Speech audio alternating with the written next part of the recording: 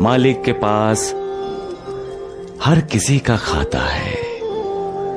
उस खाते में इंसान का किया हुआ पुण्य और पाप दोनों का हिसाब लिखा जाता है।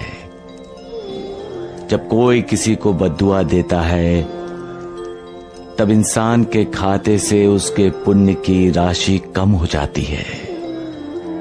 जब इंसान बुरा काम करता है तब पाप की राशि बढ़ जाती है। विज्ञान भी कहता है कि हर क्रिया के साथ प्रतिक्रिया भी होकर रहती है।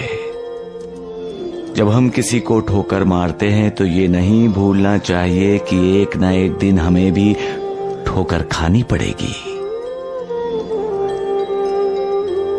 पाप नहीं होगा तो पुण्य का महत्व इंसान कैसे जानेगा महालसापति? अंधेरा नहीं होगा तो प्रकाश से इंसान कैसे प्रभावित होगा?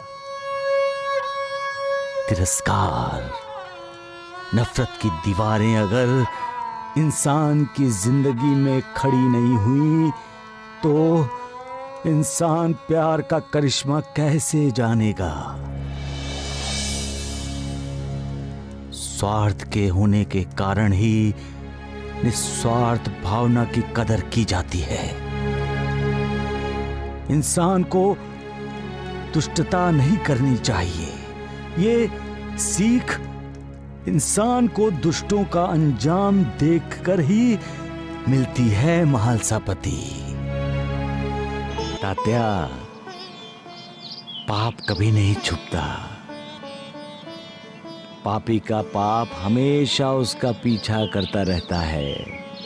उसी प्रकार जब इंसान चोरी करता है, चोरी किए गए सामान को छिपाता है तात्या, वो ये सोचता है कि उसकी चोरी नहीं पकड़ी जाएगी, लेकिन चोर की चोरी छिपती नहीं, वो सामने आ ही जाती है।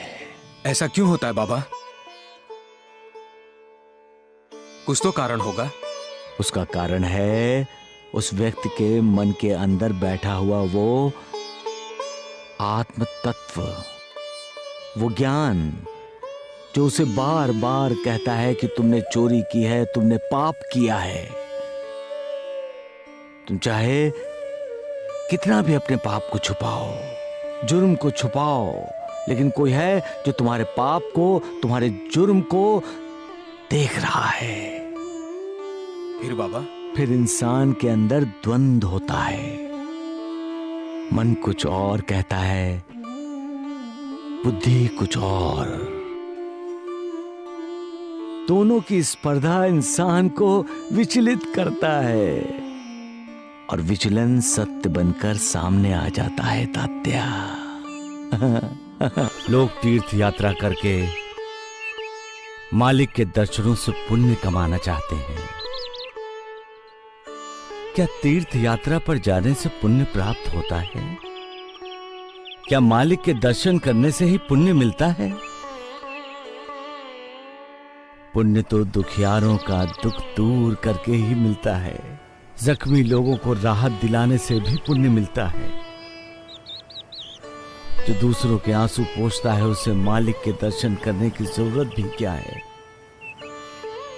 खुद मालिक उसके दर्शन के लिए बेताब रहता है। भूखे प्यासे की भूख प्यास मिटाना मालिक की भक्ति करने जैसा ही तो है, क्योंकि जो दूसरों की भूख प्यास मिटाता है उसी में ही दूसरों को मालिक के दर्शन होते हैं। भटके हुए को राह पर लाना मालिक की पूजा करने जैसा ही है।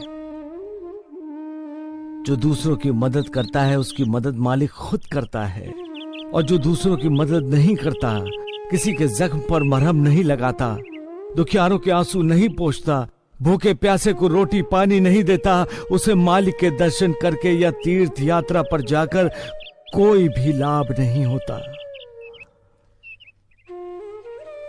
भगवान ना किसी के पाप और ना ही किसी के पुण्य को ग्रहण करते हैं। लेकिन जो अज्ञानी होते हैं उनके साथ जब अच्छा होता है तो भगवान का शुक्रिया अदा करते हैं, और जब बुरा होता है तो उसी भगवान को दोष भी देते हैं।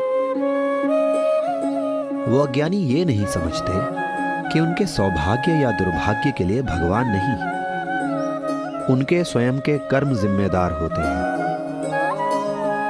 और उनके अच्छे या बुरे कर्म उनकी अपनी सोच, उनके अपने स्वभाव द्वारा निर्धारित होते हैं। उसे मेरे पास लाने के लिए किसने कहा था? मैं उसकी सूरत भी नहीं देखना चाहता हूँ। परंतु बाबा, वो आपकी शरण में आया है। ना वो मेरी शरण में आया है, ना ही उसे अपने किए हुए पाप का प्रायश्चित है। वो पापी है गणु, पापी है।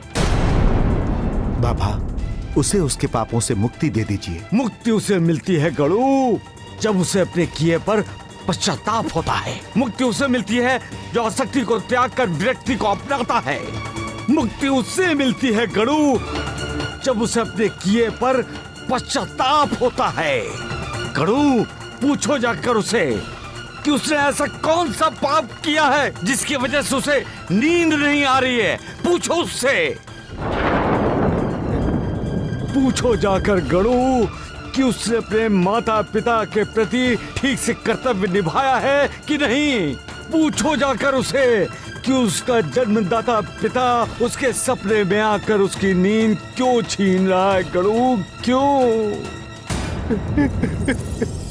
गणु, ये द्वारिका माई माँ यहाँ किसी भी इंसान के कदम रखने पर ही उसके गुनाह, उसके अपराध, उसके दोष माफ करती है। लेकिन गणु, उसका अपराध माफ करने लायक नहीं है, उसका अधिकारी ही नहीं है। उसे तो दंड भुगतना ही पड़ेगा। अगर उसे माफ किया गया तो हर किसी माता पिता का अपमान होगा, उनके आदर सम्मान ममता का अपमान होगा। जो अपने माता पिता का आदर सम्मान नहीं करता वो किसी भी आदर सम्मान के लायक नहीं है, हकदार नहीं है। गणु, नहीं गणु, नहीं, उससे किसी भी प्रकार की हमदर्दी की जरूरत नहीं है। नहीं गणु, नहीं। जो कोई भी द्वारिका माई की सीढ़ी चढ़ता है उसके सारे दुख, दर्द, वेदना, पीड़ा नष्ट हो जाते हैं। इस द्वारिका माई से कभी कोई खाली हाथ नहीं लौटा है और भविष्य में भी कोई खाली हाथ नहीं लौटेगा। द्वारिका माई हर किसी की चिंता, विवेचना का बोझ खुद उठाती है और पीड़ितों को चिंता विवेचना से मुक्त करती है। द्वारिका माई हर किसी का कल्याण करती है। जो कोई भी श्रद्धा और भक्ति से द्वारिका माई में आता है उसके लिए द्वारिका माई मोक्ष और मुक्ति का द्वार है। सबका मालिक एक।